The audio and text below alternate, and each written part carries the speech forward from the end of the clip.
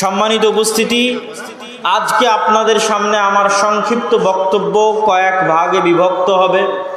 তার মধ্যে বক্তব্যের প্রথম অংশ থাকবে কোরআন শিক্ষার গুরুত্ব ও তাৎপর্য, যেটা দাওয়া ইলাল্লাহের মূল লক্ষ্য এবং উদ্দেশ্য। কোরআন শিক্ষার গুরুত্ব এবং তাৎপর্য সম্পর্কে বলতে গিয়ে আমার প্রথম বক্তব্য থাকবে মুসলমানদের সামগ্রিক শিক্ষার অধঃপতন। তারপরের আলোচনা থাকবে কোরআনের সবচেয়ে বড় শত্রু হচ্ছে শয়তান। তারপরের আলোচনা থাকবে আজ মুসলমানেরা যে ভয়াবহ অবস্থার মুখোমুখি, তার কারণ কোরআন থেকে দূরে চলে যাওয়া। কিয়ামতের মাঠে আপনি বেঁচেও যেতে পারেন, বিপদেও পড়তে পারেন, তার কারণ কোরআন। কোরআন শ্রেষ্ঠ হেদায়েতের মাধ্যম, কোরআন শ্রেষ্ঠ দাওয়াতি কাজের মাধ্যম, কোরআন শ্রেষ্ঠ সাদাকায়ে জারিয়ার মাধ্যম। এই পয়েন্টগুলোর উপরে আমরা ধারাবাহিকভাবে আলোচনা পেশ করার চেষ্টা করব ইনশাআল্লাহ। কোরআনের সবচেয়ে বড় শত্রু শয়তান কেন? আল্লাহ সুবহানাহু তাআলা এবং তার রাসূলের আদেশ অনুযায়ী প্রত্যেক ভালো কাজ বিসমিল্লাহ বলে শুরু করতে হয়। আমি পানি পান করব, বিসমিল্লাহ বলতে হবে। আমি খাদ্য গ্রহণ করব, বিসমিল্লাহ বলতে হবে। পশু প্রাণী জবাই করব, বিসমিল্লাহ বলতে হবে। প্রত্যেক ধাপে ধাপে বিসমিল্লাহ শিখিয়ে দেওয়া আছে। একমাত্র ব্যতিক্রম হচ্ছে কোরআন, যার শুরুতে বিসমিল্লাহ পড়তে হবে না। একমাত্র ব্যতিক্রম হচ্ছে কোরআন, যার শুরুতে আমাকে পড়তে হবে আউযু বিল্লাহি মিনাশ শাইতানির রাজীম, তারপরে আসবে বিসমিল্লাহ। কোরআন পড়ার শুরুতে আগে শয়তান থেকে বাঁচতে চাইতে আদেশ করা হয়েছে আদম সন্তানকে, ফাস্তাইজ মিনাশ শাইতানির রাজীম। আদম সন্তানের উদ্দেশ্যে আল্লাহর আদেশ যে তোমরা যদি কোরআন পড়তে চাও আগে শয়তান থেকে বাঁচার দোয়া করো। এটাই প্রমাণ করে যে শয়তান আপনাকে কোরআনের কাছে আসতে দিবে না। এই জন্য পৃথিবীর আর সকল ভালো কাজ শুরু হচ্ছে বিসমিল্লাহ দিয়ে, আর কোরআন পড়া শুরু হচ্ছে শয়তান থেকে বাঁচতে চাওয়ার মাধ্যমে, কেননা শয়তান আপনাকে কোরআনের কাছে আসতে দিবে না। ওয়াল্লাহি, আল্লাহর কসম, আজকে ইসলামী সম্মেলনে আমরা যত মানুষ উপস্থিত আছি, অনলাইনে যত মানুষ বক্তব্য এবং আলোচনা শুনছি, পরবর্তীতে যত মানুষ ভিডিওর মাধ্যমে আলোচনা বক্তব্য শুনবে, মা এবং বোনেরা যারা এই বক্তব্য শুনছেন, যতদূর পর্যন্ত মাইকের আওয়াজ যাচ্ছে, রাস্তাঘাটে দোকানপাটে যারা বসে আছেন, ইসআল নাফসাক, প্রত্যেকেই নিজেকে জিজ্ঞেস করেন সর্বশেষ কতদিন হলো আপনি কোরআন পড়েননি? সর্বশেষ কতদিন হলো আপনি কোরআন হাতে নিয়ে দেখেননি? কোরআন বুঝার চেষ্টা করেননি? ইসআল নাফসাক, নিজেকে জিজ্ঞেস করেন। তখনই আপনি উত্তর পেয়ে যাবেন আপনাকে কোরআনের কাছে আসতে দেয়নি শয়তান, আপনাকে কোরআন পড়তে দেয়নি শয়তান। আপনার বাড়িতে কতদিন যাবত কোরআন তেলাওয়াত হয় না, খোঁজ নেন। আপনার বাড়িতে কোরআন পড়তে দেয়নি শয়তান, দিবে না শয়তান।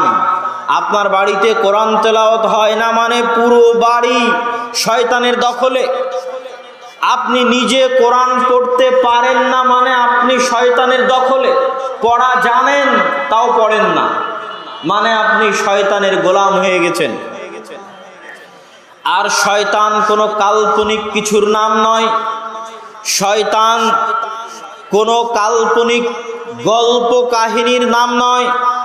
শয়তান এমন এক বাস্তবতা, যেই বাস্তবতার কথা আল্লাহ এবং তার রাসূল পবিত্র কোরআন এবং হাদিসে বারবার বলতে থেকেছেন। সবচেয়ে বেশি যার থেকে আদম সন্তানকে সতর্ক করা হয়েছে সেটা শয়তান।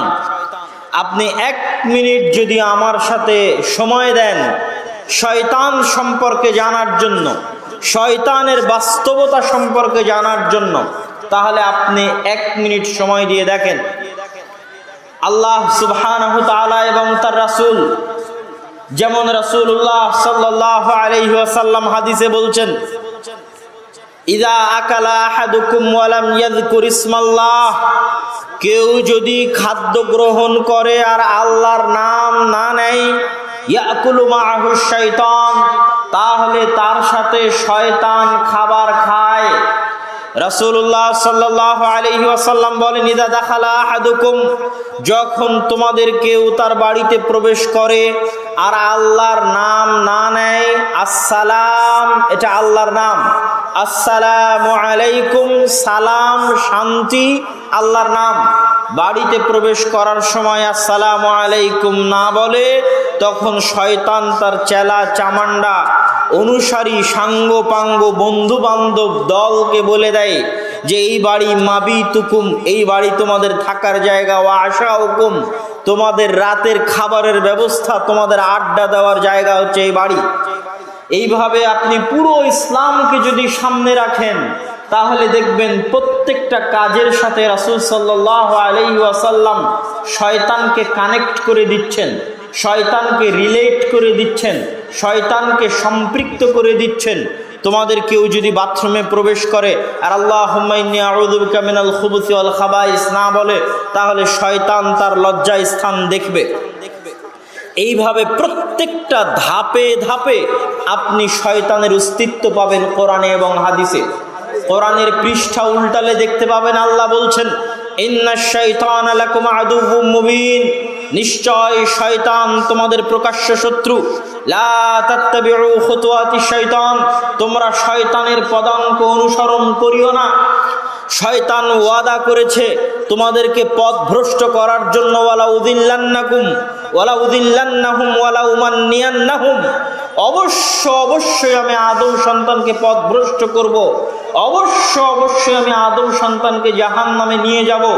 সামনে দিক থেকে জাহান্নামে নিয়ে যাব, পিছন দিক থেকে জাহান্নামে নিয়ে যাব, ডান দিক থেকে জাহান্নামে নিয়ে যাব, বাম দিক থেকে জাহান্নামে নিয়ে যাব। এটা শয়তানের ওয়াদা। এইভাবে কোরআনের পাতায় পাতায় আপনি শয়তানের অস্তিত্ব দেখতে পাবেন, আর হাদিসের আমলে আমলে আপনি শয়তানের অস্তিত্ব দেখতে পাবেন। তাহলে শয়তান হয় দুটোর একটা, হয় শয়তান এত বাস্তব আর এত ভয়ঙ্কর যে এভাবে আল্লাহ এবং তার রাসূল শয়তান সম্পর্কে সতর্ক করেছে, আর না হয় আল্লাহ এবং আল্লাহর রাসূলের কথার ঠিক নাই যে প্রত্যেকটা কাজেরকে শয়তানের সাথে সম্পৃক্ত করে দিয়েছে। নাউজুবিল্লাহ। খাবার খাবে তাও শয়তান, ডান হাতে না বাম হাতে খাবে তাও শয়তান, বাড়িতে ঢুকবে তাও শয়তান, টয়লেটে প্রবেশ করবে তাও শয়তান, বাড়ি থেকে বের হবে তাও শয়তান। ধাপে ধাপে আল্লাহর নবী আপনাকে শিখিয়েছে যে আপনাকে শয়তান থেকে বাঁচতে হবে। তাহলে হয় আমাদের নবী মুহাম্মদ সাল্লাল্লাহু আলাইহি ওয়াসাল্লামের কথা ঠিক নাই, আর না হয় শয়তান কাল্পনিক কিছু নয়, অতি বাস্তব অতি ভয়ঙ্কর, অতি বাস্তব অতি ভয়ঙ্কর। শয়তান কেন বাস্তব এবং কেন ভয়ঙ্কর? সম্মানিত উপস্থিতি, আল্লাহ সুবহানাহু ওয়া তাআলা এই পৃথিবী সৃষ্টি করার পর এই পৃথিবীকে আল্লাহ সুবহানাহু ওয়া তাআলা একটা সিস্টেম দিয়ে দিয়েছেন। পৃথিবী সৃষ্টির শুরু থেকে এই পৃথিবীতে সিস্টেম কি? আগুন লাগলে জ্বলবে, এটা পৃথিবীর সিস্টেম। আপনি আগুন লাগাবেন জ্বলবে, এই সিস্টেম আল্লাহ চালু করে দিয়েছে। আপনি ছুরি চালাবেন কাটবে, এটা এই সিস্টেম আল্লাহ করে দিয়েছে। ছুরিকে কাটার শক্তি আল্লাহ দিয়ে দিয়েছে। এই সিস্টেমের ব্যতিক্রম যে হবে না তা নয়। ইব্রাহিমকে তো আল্লাহর আগুন পোড়ায়নি। ইয়া নারু কুনি বারদান ওয়া সালামান আলা ইব্রাহিম, আগুন তুমি ইব্রাহিমের জন্য ঠান্ডা শীতল হয়ে যাও। তো আগুন তো ঠান্ডা হয়ে গেছে, কিন্তু সিস্টেম কি? সিস্টেম হচ্ছে আগুন পুড়াবে, সিস্টেম হচ্ছে ছুরি কাটবে। তেমনি একটা সিস্টেম হচ্ছে আল্লাহ পৃথিবীর সিস্টেম করে দিয়েছে, যা আদম সন্তানকে পরীক্ষা করার জন্য আল্লাহ সুবহানাহু ওয়া তাআলা আদম সন্তানের শত্রু বানিয়ে দিয়েছেন শয়তানকে। কোনো একটা খেলায় খেলতে হলে বিপরীত পক্ষ থাকতে হবে, বিপরীত পক্ষ না থাকলে খেলা হয় না। যারা অনলাইনে গেম খেলে, ভিডিও গেম খেলে, মোবাইলে খেলে, তারাও জানে যে তারা যখন খেলে তখন সেখানে শত্রু থাকে, এনিমি থাকে, সেই এনিমি এবং শত্রুর সাথে তাকে লড়াই করতে হয়, এটাই নিয়ম। তো এই পৃথিবীটাও আল্লাহ সুবহানাহু ওয়া তাআলা এমনভাবে ডেভেলপ করেছে, আমরা যদি আমাদের আজকের আধুনিক টেকনোলজির ভাষায় বুঝতে যাই যে সফটওয়্যার ডেভেলপ করা, অ্যাপ ডেভেলপ করা, এমনভাবে পৃথিবীর সিস্টেমকে আল্লাহ ডেভেলপ করেছে যে এই পৃথিবীতে আদম সন্তান হচ্ছে আত্মরক্ষার ভূমিকায় ডিফেন্সিভ প্লেয়ার, খেলোয়াড়, আর শয়তান হচ্ছে আক্রমণাত্মক ভূমিকায় অ্যাটাকিং প্লেয়ার, শত্রু, এনিমি। এভাবে আল্লাহ সুবহানাহু ওয়া তাআলা খেলা সাজিয়েছে। খেলার জন্য আল্লাহ সুবহানাহু ওয়া তাআলা কিছু রুলস দিয়ে দিয়েছে। রুলস কি? যেহেতু শয়তান আক্রমণ করবে, এই জন্য শয়তানকে ব্যাপক ক্ষমতা দেওয়া আছে। আল্লাহর পক্ষ থেকে ব্যাপক ক্ষমতা আল্লাহ শয়তানকে দিয়ে দিয়েছে। শয়তানের ক্ষমতা সম্পর্কে বলতে গিয়ে রাসূল সাল্লাল্লাহু আলাইহি ওয়াসাল্লাম বলছেন, ইয়াজরি মাজরাদ দাম, শয়তানের এত ক্ষমতা যে শয়তান তোমার রক্তে রক্তে, রগে রগে চলতে পারে। শয়তানের এত ক্ষমতা। এই জন্য সিয়াম রাখলে শয়তান কাজ করে না কেন? রগগুলো, রক্ত চলাচলের পথগুলো সংকুচিত হয়ে যায়। খাবে যত বেশি, পেট পূর্তি করে, পেট ভর্তি করে যত বেশি খাবে, রক্ত চলাচল তত বাড়বে, রক্ত চলাচলের রগের জায়গাগুলো তত প্রশস্ত থাকবে, শয়তান তত বেশি কার্যকরী হবে, তত বেশি তার ভূমিকা পালন করবে। ইয়াজিরি মাজরাদ দাম, আমাদের রক্তে রক্তে শয়তান চলতে পারে। শয়তান কত পাওয়ারফুল আল্লাহ সুবহানাহু ওয়া তাআলা কোরআন মাজিদে বলছে, ইউসবিসু ফি সুদুরিন নাস। মানুষ এখন পর্যন্ত এমন কোন টেকনোলজি আবিষ্কার করতে পারেনি যে আমি মোবাইলে টিপ দিলে আপনার অন্তরে মেসেজ যাবে। এই রকম কোন টেকনোলজি দুনিয়াতে আবিষ্কার হয়নি। কি ক্যামেরা, কি মাইক, কি কম্পিউটার, কি মোবাইল, সবগুলো হচ্ছে হয় চোখে দেখতে হবে, না হলে কানে শুনতে হবে। আমি চিল্লিয়ে মরে যাচ্ছি, মাইক চিল্লাচ্ছে, আপনার কান দিয়ে ঢুকতেছে। সেই কত দূর থেকে আমাকে আসতে হয়েছে আপনার কানে কথা দেওয়ার জন্য। যদি শয়তানের টেকনোলজি আমার কাছে থাকতো, তাহলে রাজশাহীতে বসে আমি মোবাইলের বাটন টিপতাম, যতগুলো মানুষ উপস্থিত হয়েছে সবার অন্তরে মেসেজ চলে যেত। নাই, এই টেকনোলজি পৃথিবীতে নাই, কিন্তু এই টেকনোলজি আল্লাহ শয়তানকে দিয়ে দিয়েছে। ইউসবিসু ফি সুদুরিন নাস, মানুষের অন্তরে সরাসরি মেসেজ দিতে পারে, মানুষের অন্তরে বার্তা, সংবাদ দিতে পারে শয়তান। এই জন্য মানুষ মহা বিপদে, মানুষ মহা বিপদের সম্মুখীন। সবচেয়ে বড় বিপদ মানুষের জন্য, মানুষ জানেই না কোনটা তার সিদ্ধান্ত আর কোনটা শয়তানের ওয়াসওয়াসা, জানে না। আপনি সকালবেলা ঘুমিয়ে আছেন বিছানায়, ফজরের সালাতের সময়, এই ঘুমিয়ে থাকা আপনার সিদ্ধান্ত না শয়তানের ওয়াসওয়াসা আপনি জানেন না, কিন্তু আপনি মনে করছেন যে এটা আপনার সিদ্ধান্ত, এই জন্য আপনি ঘুমিয়ে আছেন। আল্লাহর নবী হাদিসে বলছে, জি না, এটা তোমার সিদ্ধান্ত নয়, এটা শয়তান তোমার অন্তরে ওয়াসওয়াসা দিচ্ছে। ইন্নাল লাইলা লাতাবিল, রাত অনেক লম্বা, নাম, তুমি ঘুমাও ঘুমাও, এ কথা শয়তান তোমার অন্তরে বলতেছে। হাদিসে রাসূলুল্লাহ সাল্লাল্লাহু আলাইহি ওয়াসাল্লাম বলতেছে। তাহলে শয়তান এত বাস্তব। তাহলে মানুষ মহাবিপদে কি আমরা কেউ জানি না, কোনটা আমাদের সিদ্ধান্ত আর কোনটা শয়তান আমাদের অন্তরে দিল। কেননা শয়তান যদি মোবাইলে কল দিত, দেখতে পেতাম যে এটা শয়তান ইবলিস কল দিচ্ছে। যদি কানে কানে এসে বলতো, শুনতে পেতাম, দেখতে পেতাম এটা শয়তান ইবলিস বলতেছে। চিঠি আসতো, দেখতাম চিঠিটা কার, চিঠিও আসবে না, কলও আসবে না, কানে কানেও বলবে না, সরাসরি চলে যাবে অন্তরে। তাহলে আমি তো জানি না অন্তরের ইচ্ছা এটা আমার হচ্ছে না শয়তান আমার ভিতরে পুশিং করতেছে। আর এই ভয়ঙ্কর লজিক পৃথিবীর কোন ইউনিভার্সিটি, কোন কলেজ, কোন স্কুল, কোন থিসিস, কোন পিএইচডি মাস্টার্স রিসার্চ পেপার আপনাকে দেখাবে না।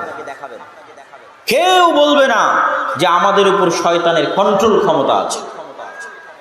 কেননা যেই দিন মানুষ জেনে যাবে যে মানুষের উপর শয়তানের কন্ট্রোল ক্ষমতা আছে, সেই দিন ব্যবসায়ীদের ব্যবসা বন্ধ হয়ে যাবে। সেই দিন ব্যবসায়ীদের ব্যবসা চলবে না। ফেসবুক, যদি আপনি যতবার ফেসবুকে ঢুকবেন, ততবার যদি ফেসবুক আপনাকে স্মরণ করাতো যে ফেসবুকে ঢুকা না ঢুকা এর পিছনে শয়তানের প্ররোচনা থাকতে পারে, তাহলে মানুষ ফেসবুকে হাজার হাজার লক্ষ লক্ষ ঘন্টা দিন নষ্ট করতো না, তাহলে ফেসবুকের ব্যবসাও হতো না। এই জন্য পৃথিবীতে যত ব্যবসা চলতেছে, বিউটি প্রতিযোগিতা, সৌন্দর্য প্রতিযোগিতা, ফ্যাশন ইন্ডাস্ট্রি, মানুষ যদি শয়তান সম্পর্কে জানতো আর শয়তানের পদাঙ্ক অনুসরণ করা থেকে বেঁচে থাকতো, তাহলে মানুষ তো আর ওই ফ্যাশন ইন্ডাস্ট্রি আর বিউটি প্রতিযোগিতা, সৌন্দর্যের প্রতিযোগিতা মানুষকে দেখানোর জন্য হাজার রকমের জিনিসপাতি ক্রয় করা লাগতো না। ওই সমস্ত ইন্ডাস্ট্রির সাথে সম্পৃক্ত ব্যবসা বন্ধ হয়ে যেত, ফিল্ম ইন্ডাস্ট্রির ব্যবসা বন্ধ হয়ে যেত। সম্মানিত উপস্থিতি, এই জন্য শয়তানের অস্তিত্ব অনেক বাস্তব এবং অনেক ভয়ঙ্কর। তাহলে একটা লজিক আল্লাহ শয়তানকে দিয়েছে, একটা রুলস কি? শয়তানের হাতে ক্ষমতা দিয়ে দিয়েছে। এবার মানুষ, আদম সন্তান মহা বিপদে, তো আদম সন্তান বাঁচবে কিভাবে? আদম সন্তানের বাঁচার রাস্তা হিসেবে আল্লাহ দুইটা আর অতিরিক্ত রুলস, মূলনীতি আল্লাহ সুবহানাহু ওয়া তাআলা দিয়ে দিয়েছে। পৃথিবীর সিস্টেম এভাবেই পৃথিবী ডেভেলপ করা আছে। আপনি এখন যেভাবে চলবেন সেভাবে ফল পাবেন। সেই দুইটা মূলনীতি কি? আল্লাহ সুবহানাহু ওয়া তাআলা পবিত্র কোরআন মাজিদে বলছেন, ফাইম্মা ইয়াতিয়ান্নাকুম মিন্নি হুদান ফামান তাবিআ হুদায়া ফালা খাউফুন আলাইহিম ওয়ালা হুম ইয়াহজানুন। শোনো, আমি ইবলিস আর তার বাহিনীকে বিশাল ক্ষমতা দিয়ে দিয়েছি, কিন্তু তোমাদেরকে বলে রাখি, হে আদমের সন্তান, আমার পক্ষ থেকে নবী যাবে, আমার পক্ষ থেকে রাসূল যাবে, আমার পক্ষ থেকে কিতাব যাবে। ফামান তাবিআ হুদায়া, যারা আমার নবী, আমার রাসূল এবং আমার পাঠানো কিতাব অনুসরণ করবে, ফালা খাউফুন আলাইহিম ওয়ালা হুম ইয়াহজানুন, কঠিন কিয়ামতের মাঠে তাদের কোনো ভয় থাকবে না। ওয়ালা হুম ইয়াহজানুন, এবং তাদের কোনো দুশ্চিন্তাও থাকবে না। কোনো দুশ্চিন্তা, কোনো ভয় তাদের জন্য থাকবে না, না দুনিয়াতে না পরকালে। দুশ্চিন্তা এবং ভয়, ভীতি থেকে তারা বেঁচে যাবে যদি তারা আমার পাঠানো নবী, আমার পাঠানো রাসূল, আমার পাঠানো কিতাবের অনুসরণ করে। তাহলে শয়তানের বিরুদ্ধে লড়াই করার জন্য আল্লাহ আদমের সন্তানের জন্য প্রতি যুগে নবী পাঠিয়েছেন, রাসূল পাঠিয়েছেন, কিতাব পাঠিয়েছেন। কিন্তু তারপরেও প্রশ্ন থেকে যায়, শয়তানকে এত বিশাল ক্ষমতা দেওয়ার পরেও, মানুষ নবী রাসূল আসার পরেও, কিতাব আসার পরেও টিকে থাকতে পারবে না। যেখানে 24 ঘন্টা শয়তান লেগে আছে পিছে, আপনাকে পথ ভ্রষ্ট করানোর জন্য, আপনাকে দিয়ে গুনাহ করানোর জন্য, আপনাকে জাহান্নামে নিয়ে যাওয়ার জন্য 24 ঘন্টা কন্টিনিউয়াসলি কাজ করে যাচ্ছে শয়তান এবং তার বাহিনী। সেখানে আপনি আল্লাহর নবীর হাদিস আর আল্লাহর পাঠানো কোরআন দিয়ে কতক্ষণ টিকে থাকতে পারবেন? আল্লাহ জানেন যে আপনি টিকে থাকতে পারবেন না, কেননা আল্লাহ আপনাকে ডিফেন্সিভ মুডেই রেখেছে, রক্ষণাত্মক লেভেলেই রেখেছে, আর শয়তানকে অ্যাটাকিং লেভেলেই রেখেছে। এই জন্য আপনার জন্য বিশাল ছাড়, আল্লাহর পক্ষ থেকে বিশাল ছাড়, বিশাল অফার। আল্লাহ সুবহানাহু ওয়া তাআলা বলছে, আল্লাহ সুবহানাহু ওয়া তাআলার ভাষা, ইয়া ইবাদিয়াল্লাযীনা আসরাফু আলা আনফুসিহিম লা তাকনাতু মির রাহমাতিল্লাহ। হে আমার বান্দারা, শুনে রাখো, শয়তান যদি 24 ঘন্টা পরিশ্রম করে, দিন রাত পরিশ্রম করে তোমাদেরকে পথভ্রষ্ট করে, তোমাদের দিয়ে গুনাহ করায়, এই ক্ষমতা আমি শয়তানকে দিয়েছি। শয়তান সেই ক্ষমতা ব্যবহার করে দিন রাত পরিশ্রম করে, লাগাতার পরিশ্রম করে যদি তোমাদের দিয়ে গুনাহ করাই, যদি তোমাদের দিয়ে পাপ করাই, তাহলে আমি আল্লাহ শয়তানের বিরুদ্ধে গিয়ে তোমাদেরকে একটা ঘোষণা দিচ্ছি। শয়তান চ্যালেঞ্জ করেছে, সে তোমাদের জাহান্নামে নিয়ে যাবে। আমি চ্যালেঞ্জ করছি, আমি তোমাদের জান্নাতে যাওয়ার রাস্তা দেখিয়ে দিতে চাই। সেটা কি? শয়তান রাত দিন পরিশ্রম করে তোমাদের দিয়ে যত গুনাহ করিয়েছে, তোমরা শুধু বলো আল্লাহ ভুল হয়ে গেছে, ক্ষমা চাই। শয়তানের সারা জীবনের পরিশ্রম বাতিল করে দিয়ে আমি তোমাদের ক্ষমা করে দেব। আল্লাহু আকবার। এটা যে পৃথিবী পরিচালনায় আল্লাহর মূলনীতি, আল্লাহর সিস্টেম, আল্লাহর লজিক। এরপরেও যদি মানুষ জান্নাতে না যেতে পারে, তাহলে দোষ মানুষের। যেখানে আল্লাহ সুবহানাহু ওয়া তাআলার পক্ষ থেকে ক্ষমার রাস্তা উন্মুক্ত, ক্ষমার রাস্তা ওপেন, চায় না তো কেউ ক্ষমা, কেউ তো ক্ষমা চায় না। সম্মানিত উপস্থিতি, আমরা আলোচনা করছিলাম কোরআনের সবচেয়ে বড় শত্রু হচ্ছে শয়তান। এই পুরো আলোচনায় আপনার কাছে আরো পরিষ্কার হলো যে এই শয়তানের বিরুদ্ধে যুদ্ধ করার জন্য কোরআন পাঠানো হয়েছে।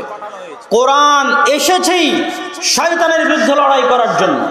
আল্লাহর নবী মুহাম্মদ সাল্লাল্লাহু আলাইহি ওয়াসাল্লাম প্রেরিত হয়েছেন শয়তানের বিরুদ্ধে লড়াই করে আদম সন্তানকে উম্মতে মুহাম্মাদীকে জান্নাতে নিয়ে যাওয়ার জন্য। সুতরাং শয়তান অতি বাস্তব, শয়তানের সাথে আদম সন্তানের লড়াই চিরন্তন, চিরসত্য।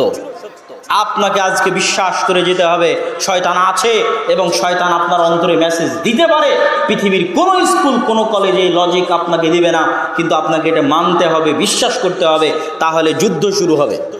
আর যদি এটা না মানেন, না বিশ্বাস করেন, তাহলে অস্ত্র সমর্পণ করে দিয়ে আপনি যুদ্ধ পরাজিত হয়ে গেছেন। লড়া তো বহু দূরের কথা, আত্মসমর্পণ করে যুদ্ধে পরাজিত হয়ে গেছেন। সকালে ঘুমানোর সময় যদি মনে করেন আমি আমার শান্তি, আমার আরামের জন্য ঘুমাচ্ছি, তাহলে আপনি অস্ত্র সমর্পণ করে পরাজিত হয়ে গেছেন। বিড়ি খাওয়ার সময় যদি মনে করেন যে আমি আমার ইচ্ছায়, আমার শান্তি, আমার আনন্দের জন্য বিড়ি খাচ্ছি, তাহলে আপনি অস্ত্র সমর্পণ করে দিয়ে পরাজিত হয়ে গেছেন। গান বাজনা শোনার সময় যদি মনে করেন আমি আমার আত্মার তৃপ্তির জন্য, আমার শান্তি সুখের জন্য গান শুনছি, তাহলে আপনি অস্ত্র সমর্পণ করে দিয়ে পরাজিত হয়ে গেছেন। আর আপনি গান শোনেন কিন্তু বিশ্বাস করেন এই গান শোনার ইচ্ছা আপনার অন্তরে শয়তান দিয়েছে, আপনার চিরন্তন শত্রু। সকালে ঘুমিয়ে থাকেন কিন্তু মনে করেন এই ঘুমিয়ে থাকাটা আপনার সিদ্ধান্ত নয়, এটা শয়তান চাচ্ছে আপনাকে ঘুমিয়ে রেখে জাহান্নামে নিয়ে যেতে। বিড়ি খান কিন্তু বিড়ি খাওয়ার সময় এটা মাথায় রাখেন যে এই বিড়ি খেতে আপনাকে শয়তান বলছে, বিড়ি খাইয়েও আপনাকে জাহান্নামে নিয়ে যাবে। দলিল নেবেন, আল্লাহ নিজে স্বয়ং কোরআনে বলছে ইন্নামাল খামরু ওয়াল মাইসিরু ওয়াল আনসাবু ওয়াল আজলামু রিজসুম মিন আমালিশ শাইতান। লেখা আছে কোরআনে, কেননা শয়তানের বিরুদ্ধে লড়াই করার জন্য কোরআন পাঠানো হয়েছে। ইন্নামাল খামরু ওয়াল মাইসিরু ওয়াল আনসাব ওয়াল আজলাম, নিশ্চয় মদ, নিশ্চয় জুয়া, নিশ্চয় লটারি, নিশ্চয় মাদক দ্রব্য, নিশ্চয় লটারি, নিশ্চয় জুয়া, রিজসুম মিন আমালিশ শাইতান, শয়তানের কাজ। আর কি নেবেন? শয়তানের বিরুদ্ধে লড়াই করার জন্য আল্লাহ যে কোরআন পাঠিয়েছে, ওই কোরআনে আল্লাহ ইনস্ট্রাকশন, গেম খেলার জন্য যেমন ইনস্ট্রাকশন লাগবে, এই রাস্তা দিয়ে গেলে কোথায় কি হবে, এই রাস্তা দিয়ে গেলে কি হবে, এগুলো ইনস্ট্রাকশন লাগে। তো ঠিক আপনি পৃথিবীতে আসছেন, কি করলে পথভ্রষ্ট হয়ে যাবেন তার ইনস্ট্রাকশন কই পাবেন? পৃথিবী কেমনে চলে, লজিক কি, তার পুরো ইনস্ট্রাকশন কোরআন আপনাকে দিয়ে দিয়েছে। এই পৃথিবীর লজিক হচ্ছে শয়তান। শয়তান তোমার এনিমি, শয়তান তোমার শত্রু। ভিডিও গেমে যেমন তোমার এনিমি আছে, বাস্তব জীবনে খেলার জগতে যেমন তোমার এনিমি আছে, এই গোটা পৃথিবীটা খেলার জগৎ, এখানে তোমার এনিমি হচ্ছে শয়তান। ওর কাজ কি? ও তোমাকে মদ খাওয়াবে। ওর কাজ কি? ও তোমাকে বিড়ি খাওয়াবে। ওর কাজ কি? ও তোমাকে জুয়া খেলাবে। কেননা মদ খাওয়াতে পারলে, বিড়ি খাওয়াতে পারলে, সিগারেট খাওয়াতে পারলে, জুয়া খাওয়াতে পারলে গোলাম বানানো যায়, গোলাম বানানো যায়, গোলাম বানানো যায়। আর যখনই মানুষ এই সমস্ত মাদকতা, জুয়া থেকে বের হয়ে আসে, তখনও স্বাধীন, স্বাধীন সত্তা, স্বাধীনভাবে সিদ্ধান্ত নিতে পারে। আর যতক্ষণও কোনো নেশার মধ্যে আছে ততক্ষণ গোলাম। পৃথিবীর মানুষ দুই ভাগে বিভক্ত, ইবাদুর রহমান আর ইবাদুর শয়তান। আল্লাহর গোলাম আর শয়তানের গোলাম। আপনি কার গোলাম ভালো করে বুঝে দেখেন। সম্মানিত উপস্থিতি,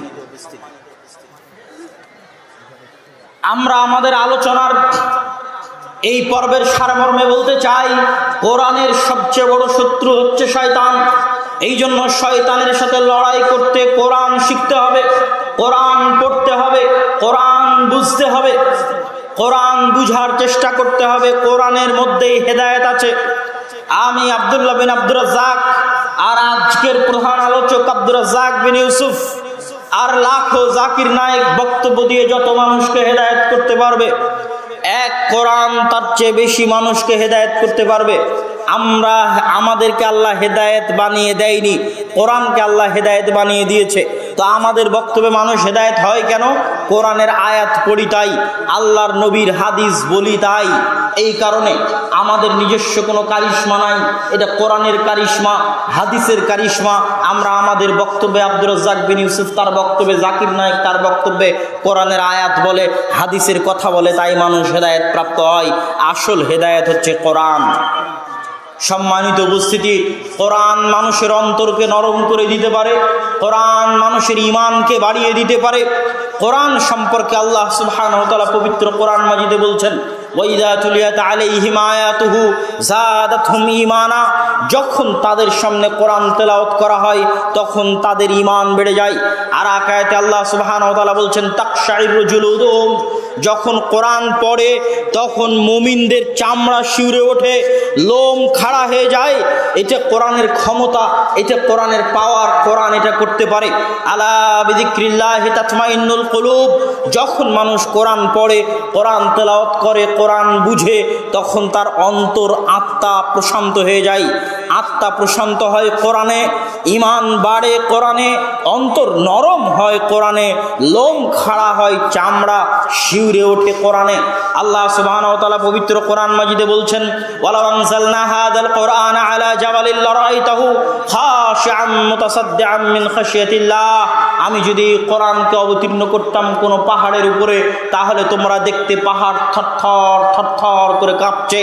এই কোরআনের মধ্যে এমন কিছু আছে যে পাহাড় যদি কোরআন বুঝতে পারত, পাহাড় যদি কোরআন অনুভব করতে পারত, তাহলে পাহাড় থরথর থরথর করে কাঁপত। কিন্তু মানুষ কত নিমক হারাম, মানুষ কোরআন বুঝার চেষ্টা করে না, কোরআন পড়ে দেখার চেষ্টা করে না। অথচ আল্লাহ এই কোরআনের মধ্যেই মানুষের জন্য হেদায়েত রেখেছেন, হুদাল লিন্নাস, মানুষের জন্য হেদায়েতের মাধ্যম, সঠিক রাস্তা পাওয়ার মাধ্যম হচ্ছে কোরআন। সম্মানিত উপস্থিতি, কোরআন হচ্ছে শ্রেষ্ঠতম দাওয়াতি কাজ। রাসূল সাল্লাল্লাহু আলাইহি ওয়াসাল্লাম বলেন, খায়রুকুম মান তাআল্লামাল কোরআন ওয়া আল্লামাহ, তোমাদের মধ্যে সর্বশ্রেষ্ঠ সে যে কোরআন শিখে এবং কোরআন শিখায়। কোরআন হচ্ছে শ্রেষ্ঠতম দাওয়াতি কাজ। আজ আপনাকে আমাদের বাংলাদেশের এক ভয়ঙ্কর বাস্তবতার কথা বলি। বাংলাদেশে ইসলামী দলের অভাব নাই, বাংলাদেশে দাওয়াতি কার্যক্রমের অভাব নাই। দাওয়াতি কার্যক্রম আছে দেখেই সারা দেশে ইসলামী সম্মেলন, জালসা, সকল কিছু হচ্ছে এবং হতে থাকছে। এটাই দাওয়াতি কাজের প্রমাণ। কিন্তু এত জালসা, এত সম্মেলন হওয়ার পরেও, এত ইসলামী দল, এত ইসলামী সংস্থা, ফাউন্ডেশন, সংগঠন থাকার পরেও বাংলাদেশের শত শত নয়, হাজার হাজার মসজিদে মুসলমানের সন্তানের জন্য ন্যূনতম কোরআন শিক্ষার মক্তবের ব্যবস্থা নাই। এটা নিষ্ঠুর বাস্তবতা। আমরা আমাদের সফরের অভিজ্ঞতার আলোকে বলছি, মাঠ থেকে বলছি, এসি ঘরে বসে থেকে নয়, একদম রুট লেভেলে ফিল্ড থেকে বলছি। বাংলাদেশের 4টি জেলায় দাওয়াতি সফর করে গত 1.5-2 মাসে 126টি মসজিদে আমি দাওয়াতি সফর করেছি। 126টি মসজিদে দাওয়াতি সফর করে প্রায় 250-র কাছাকাছি মক্তব আমরা উদ্বোধন করেছি। তার পরিপ্রেক্ষিতে আমরা দেখেছি সমাজের কি ভয়াবহ করুণ অবস্থা। মসজিদে টাইলস আছে, মসজিদে এসি আছে, কিন্তু মসজিদে কোরআন শিক্ষার ব্যবস্থা নাই। নাউজুবিল্লাহি মিন যালিক। অনেক নিদারুণ কঠিন বাস্তবতা। এই বাস্তবতা সম্পর্কে আমরা সামনে আরো বলবো। তো এই পয়েন্টে কি বলতে চাচ্ছি? এই পয়েন্টে বলছি, খায়রুকুম মান তাআল্লামাল কোরআন ওয়া আল্লামা, কোরআন হচ্ছে শ্রেষ্ঠতম দাওয়াতি কাজ। কোরআন প্রত্যেক মুসলমানকে শিখতে হবে, পড়তে হবে, বুঝতে হবে। কোরআন বুঝার মধ্যেই হেদায়েত, ঈমান এবং আমল নিহিত রয়েছে। কোরআনের সবচেয়ে বড় যে বিষয়, কোরআন আমাদের জাতিগত বিপদের কারণ হয়ে দাঁড়াতে পারে, কোরআন আমাদের ব্যক্তিগত বিপদের কারণ হয়ে দাঁড়াতে পারে। এই দুটো পয়েন্টের সংক্ষিপ্ত ব্যাখ্যা করি আপনাদের সামনে। কোরআন আমাদের জাতিগত বিপদের কারণ কিভাবে হয়ে দাঁড়াবে? রাসূলুল্লাহ সাল্লাল্লাহু আলাইহি ওয়াসাল্লাম বলছেন, ইন্নাল্লাহা ইয়ারফাউ বিহাযাল কিতাবি আকওয়ামান ওয়া ইয়াদাউ বিহি আখারিন।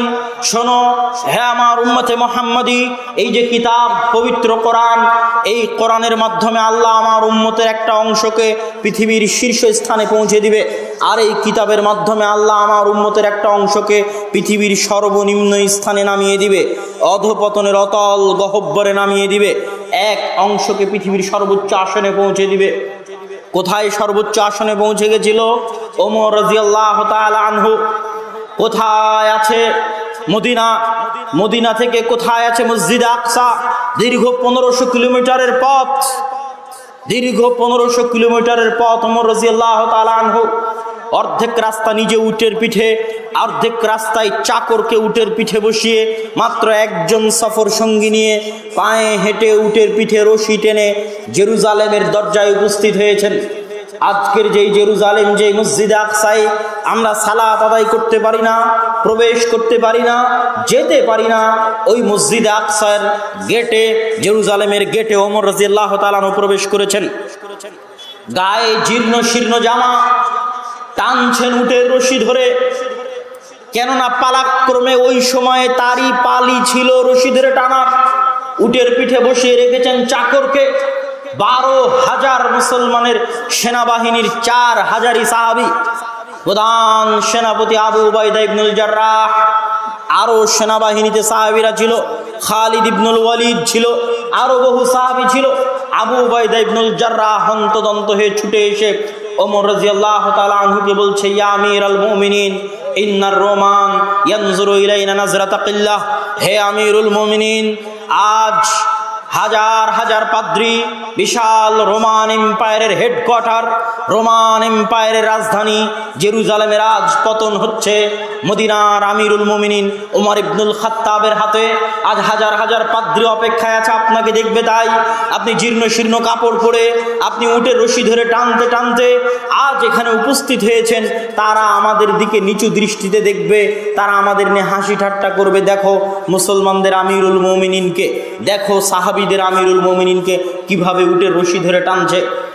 ওমর ইবনুল খাত্তাব একটা কড়া ধমক দিলেন। ধমক দিয়ে বলছেন, আবু উবাইদা, আজকে যদি তোমার কাছ থেকে এই বক্তব্য না শুনে অন্য কারো কাছ থেকে শুনতাম, এত কষ্ট পেতাম না। শোনো আবু উবাইদা, কুন্না কওমান আযিল্লাহ, আমরা ছিলাম মরুভূমির রাখাল। মক্কায় কোনোদিন রাজত্ব প্রতিষ্ঠিত হয়নি, আরবে কোনোদিন রাজত্ব প্রতিষ্ঠিত হয়নি। রাজত্ব ছিল পারস্যের, রাজত্ব ছিল রোমদের। মক্কা কেন্দ্রিক কোনো শাসন ব্যবস্থা পৃথিবীতে কোনো দিনই প্রতিষ্ঠিত হয়নি। মদিনা কেন্দ্রিক, জাজিরাতুল আরব কেন্দ্রিক শাসন ব্যবস্থা পৃথিবীতে কোনোদিন প্রতিষ্ঠিত হয়নি। কুন্না কওমান আযিল্লাহ, আমরা ছিলাম মরুভূমির রাখাল। আজ মাত্র 20-30 বছরের ব্যবধানে আমার মতো ওমরকে আল্লাহ সুবহানাহু ওয়া তাআলা মরুভূমির রাখাল থেকে উঠিয়ে জেরুজালেম বিজয় করছি, রোমান এম্পায়ারের হেডকোয়ার্টার বিজয় করছি। আযযানাল্লাহু বিল ইসলাম। আজকে এই সম্মান আল্লাহ আমাদেরকে কাপড় চোপড় দিয়ে দেয়নি। আজকের এই সম্মান আল্লাহ আমাদেরকে, আজকের এই সম্মান আল্লাহ আমাদেরকে টাকা পয়সা দিয়ে দেয়নি। আজকের এই সম্মান আল্লাহ আমাদেরকে দিয়েছে ইসলাম অনুসরণের কারণে, কোরআন অনুসরণের কারণে। এটা তোমরা শুনে রেখো। তাহলে আমরা কি আলোচনা করছিলাম? আলোচনা করছিলাম যে এই কোরআন দিয়ে আল্লাহ আমাদের একটা অংশকে উপরে পৌঁছে দিবে। এই অংশ সেই অংশ, এই ওমর ইবনুল খাত্তাব সেই অংশ যারা কোরআনের বরকতে, কোরআনের বদৌলতে কোথায় পৌঁছে গেছে, মরুভূমির রাখাল থেকে কোথায় পৌঁছে গেছে, যে জীর্ণ শীর্ণ জামা কাপড় পরে জেরুজালেম দখল করে নিচ্ছে মাত্র 12,000 সাহাবী নিয়ে, 3 লক্ষ থেকে 5 লক্ষ সেনাবাহিনীকে পরাজিত করে। আর আজকে 1400 বছর পরে 80 বছর থেকে মুসলমানেরা মসজিদে আকসায় যেতে পারে না। 80 বছর থেকে মুসলমানেরা মসজিদে আকসায় সালাত আদায় করতে পারে না। এটাই পার্থক্য, যে আল্লাহ এই কিতাব দিয়ে একটা অংশকে উপরে পৌঁছে দিবে আর এই কিতাব দিয়ে একটা অংশকে নিচে নামিয়ে দিবে। আজ সারা মুসলিম বিশ্বে মুসলমানদের বাড়িতে, মুসলমানদের ঘরে কোরআনের যে অবস্থা, মুসলমানদের ওই অবস্থা আল্লাহ করে ছেড়ে দিয়েছে। আমি যদি বুঝাতে না পারি তো আমার ব্যর্থতা। আপনার বাড়িতে আপনি কোরআনের যে অবস্থা করে ছেড়েছেন, দুনিয়াতে আল্লাহ আপনার ওই অবস্থা করে ছেড়েছে। আপনার মসজিদে আপনি কোরআনের যে অবস্থা করে ছেড়েছেন, যে আপনার মসজিদে কোরআন শিক্ষার ব্যবস্থা রাখেননি, তো দুনিয়াতে আল্লাহ আপনাকে ওই অবস্থা বানিয়ে দিয়েছে। রোহিঙ্গাদের বাড়িতে ঘরে কোরআন মাজিদের যে অবস্থা হয়েছে, দুনিয়াতে আল্লাহ ওদেরকে ওই অবস্থা বানিয়ে দিয়েছে। সারা পৃথিবীতে মুসলমানদের বাড়িতে ঘরে সমাজে রাষ্ট্রে কোরআনের যে অবস্থা মুসলমানেরা করেছে, আল্লাহ মুসলমানদেরকে ওই অবস্থায় ফেলে দিয়েছে। কোরআন যে অবস্থায় থাকবে, ওদের মান সম্মান সে অবস্থায় থাকবে। এই হাদিস তার প্রমাণ। ওমর ইবনুল খাত্তাবের ঘটনা তার প্রমাণ। সম্মানিত উপস্থিতি, এই জন্য জাতিগতভাবে যদি আমরা আল্লাহর আযাব থেকে বাঁচতে চাই, জাতিগতভাবে যদি আল্লাহর গজব থেকে বাঁচতে চাই, মসজিদ আকসায় সালাত আদায় করতে যেতে পারি না, এটা আল্লাহর শাস্তি। যে আল্লাহ আমাদেরকে মসজিদে আকসায় সালাত আদায় করার তৌফিক দেয় না, অন্য মুসলমানদেরকে তৌফিক দিয়েছে। এটা আল্লাহ সুবহানাহু ওয়া তাআলার শাস্তি আমাদের উপর।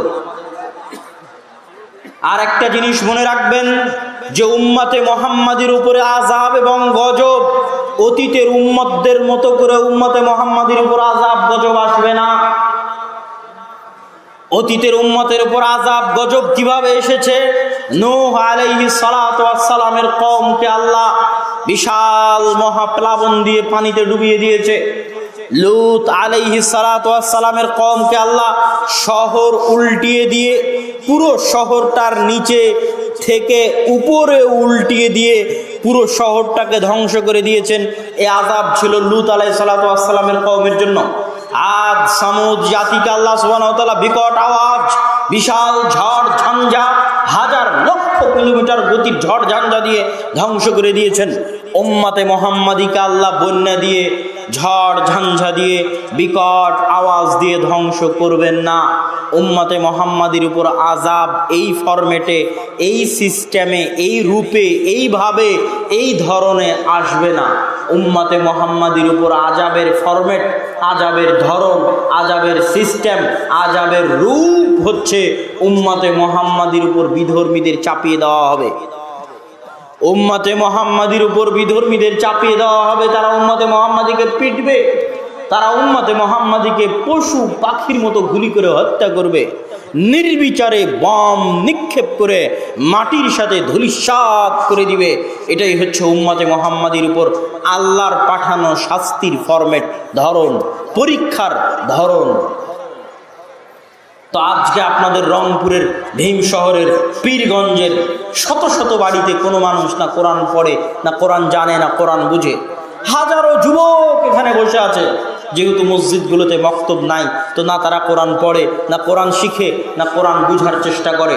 তো আপনাদের উপর যদি আল্লাহ গজব পাঠাতে চায়, তাহলে আপনাদের এই রংপুর ভূমিকম্প দিয়ে ধসিয়ে দেওয়া হবে না, আপনাদের এই রংপুরকে বন্যা দিয়ে ডুবিয়ে দেওয়া হবে না, আপনাদের এই রংপুরের উপর এমন বিধর্মীদের চাপিয়ে দেওয়া হবে যে একদিনে যদি রংপুরের সব মানুষকে জবাই করা হয়, একদিনে, আজকে এখন আপনারা এখানে বসে আছেন, এখন এখানে আকাশ থেকে বম নিক্ষেপ করে সবাইকে যদি হত্যা করে দেওয়া হয়, পৃথিবীতে তাকিয়ে দেখার কেউ থাকবে না। ফিলিস্তিনকে চোখের সামনে দেখেন, রোহিঙ্গাদেরকে চোখের সামনে দেখেন, গোটা রংপুরের মানুষকে একদিনে জবাই করে দেওয়া হলো, পৃথিবীতে কেউ টু শব্দ করবে না যে দুনিয়াতে রংপুর নামে কোনো জায়গা ছিল যেই জায়গাতে আজকে 1 কোটি মুসলমানকে জবাই করা হয়েছে।